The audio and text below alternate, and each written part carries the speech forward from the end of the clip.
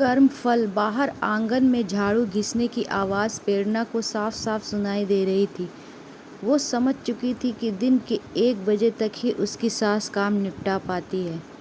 प्रेरणा ने करवट बदली, अपनी दवाइयों के बैग की तरफ नज़र पड़ी तो मन दर्द से भर उठा उसका। इसी बीच उसकी सास का फ़ोन बज गया। प्रेरणा ने आवाज़ दी, मम्मी जी आपकी कॉल आ रही है। अगले ही पल फ़ोन सास के चंगुल में था। हाँ भाभी जी, घर के काम में व्यस्त रहती हूँ, फ़ोन तो कहाँ ही यूज़ करूँ मैं। जिस उम्र में बहू ने मेरी सेवा करनी थी, मैंने बिस्तर पर आराम करना था, उस उम्र में बहू की सेवा कर रही हूँ। बहू बिस्तर पर आराम में है, काम मैं कर रही हूँ भाभी। सब किस्मत के खेल हैं भाभी, वरना बेटे की शादी करके बहू सुख कैसे ना मिलता मुझे। प्रेरणा की सास उन परिचित से अपना और अपनी किस्मत का दुखड़ा रो रही थी। अरे बहन, मुझे तो अरुण ने ही बताया कि प्रेरणा बहू को डॉक्टर ने ही सख्त होकर कहा है आराम करने को। अरुण ने ही बताया कि अगर अब भी प्रेरणा पहले जैसे ही अपने स्वास्थ्य के प्रति लापरवाह रहेगी तो उसका जिंदा रहना मुश्किल हो जाएगा। तुम्हारी बहू का स्वास्थ्य ऐसे हो कैसे गया बहन?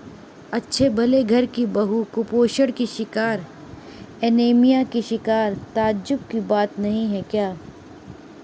अब जब घर की बहू ही बीमार हो जाए तो घर क्या खाक सही रहे? मैं तो सुबह ही अपनी बहू पर चिल्लाई हूँ, साफ साफ बोल दिया है मैंने अपनी बहू को कि बीमार नहीं पड़ना है। उसके लिए फल फ्रूट्स रमन से बोल बोल कर मंगाती हूँ। अगर बहू बीमार हो गई तो हमारा बुढ़ापा कौन संभालेगा? बच्चों पर ध्यान कौन देगा? हमारे बेटे के सुख दुख का बेहतर भागीदार कौन होगा? अगर उसकी पत्नी ही बीमार होकर बिस्तर पकड़ ले, बेवक्त साफ की बात है बहन की कर्म फल मिलते ही मिलते हैं। अब बहू का ध्यान रखूंगी तो अपना सास जीवन सुख से जी पाऊंगी।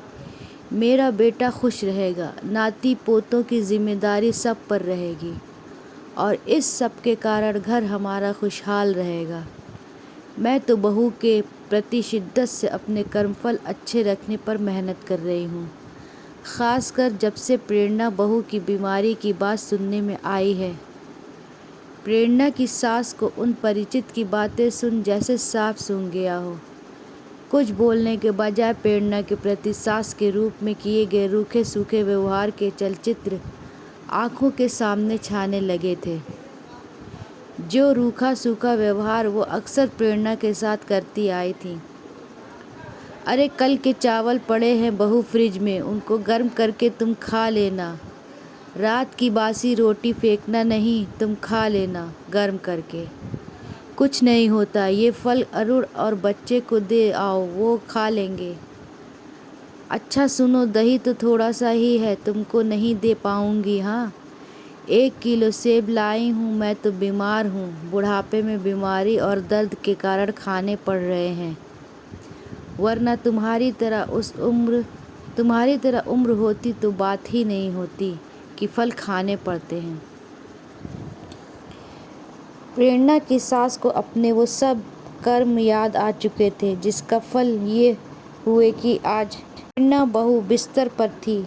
इस रूखे सूखे व्यवहार ने न केवल शरीर खराब किया प्रेरणा का, बल्कि उसका मन जीने तक की ख्वाहिश छोड़ चुका था। सही कहा भाभी आपने, हमारे कर्म फल मिलते ही मिलते हैं। मैंने तो कभी ये सोचा ही नहीं कि जो बहू पूरा घर संभालती है उस बहू का स्वास्थ्य का ध्यान रखा जाना कितना ज़्यादा ज़रूरी है। स्वस्थ खान पान ना मिल पाने पर वो बिस्तर भी पकड़ सकती है, उसके शरीर में खून की कमी हो सकती है, वो कुपोषण का शिकार हो सकती है। मैंने ज़रा भी ख्याल नहीं किया इस बारे में। बहू को ससुराल के कायदे नियम गिनाते हम क्यों भूल जाते हैं कि घर को और रिश्तों को संभालती हमारी बहू खान पान मिले, अच्छा स्वास्थ्य मिले। सही कहा भाभी आपने, हमारे कर्म फल मिलते ही मिलते हैं। मैंने तो कभी ये सोचा ही नहीं कि जो बहू पूरा घर संभालती है उस बहू का स्वास्थ्य का ध्यान रखा जाना कितना ज़्यादा ज़रूरी है। स्वस्थ खान पान ना मिल पाने पर वो बिस्तर भी पकड़ सकती है। उसके शरीर में खून की कमी हो सकती है, वो कुपोषण का शिकार हो सकती है। मैंने ज़रा भी ख्याल नहीं किया इस बारे में। बहू को ससुराल के कायदे नियम गिनाते गिनाते हम क्यों भूल जाते हैं कि घर को और रिश्तों को संभालती हमारी बहू को अच्छा खान पान मिले, अच्छा स्वास्थ्य मिले। अचानक प्रेरणा की सास को फ़ोन में आवाज़ सुनाई दी।